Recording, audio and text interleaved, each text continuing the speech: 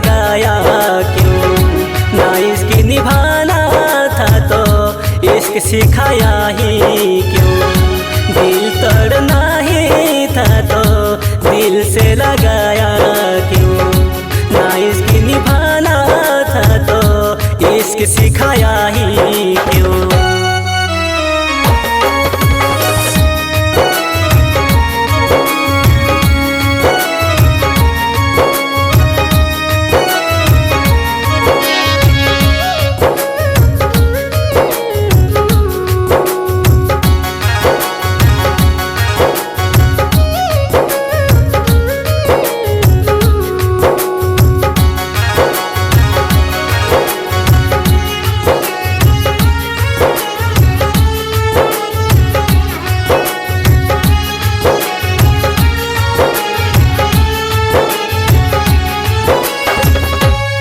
तुमने मुझसे ऐसा आज प्यार किया, अगर मुझे भूलना ही था प्यार क्यों किया।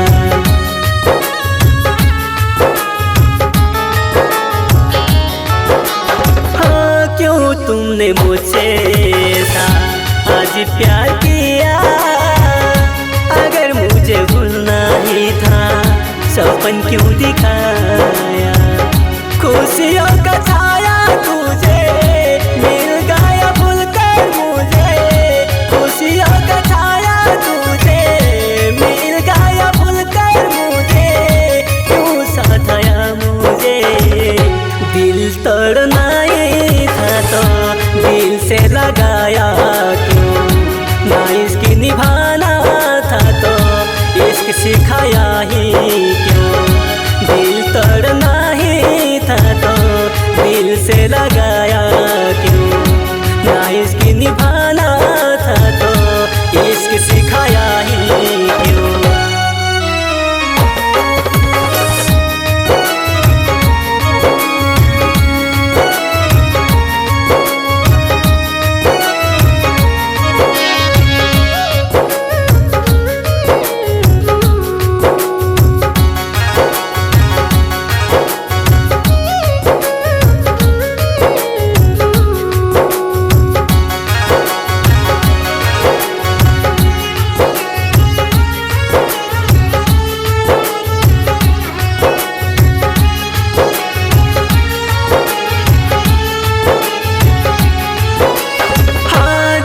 तेरी याद आती है आंसू मुझे बहता है, किसी को देखूं तो तेरे जैसा लगता है।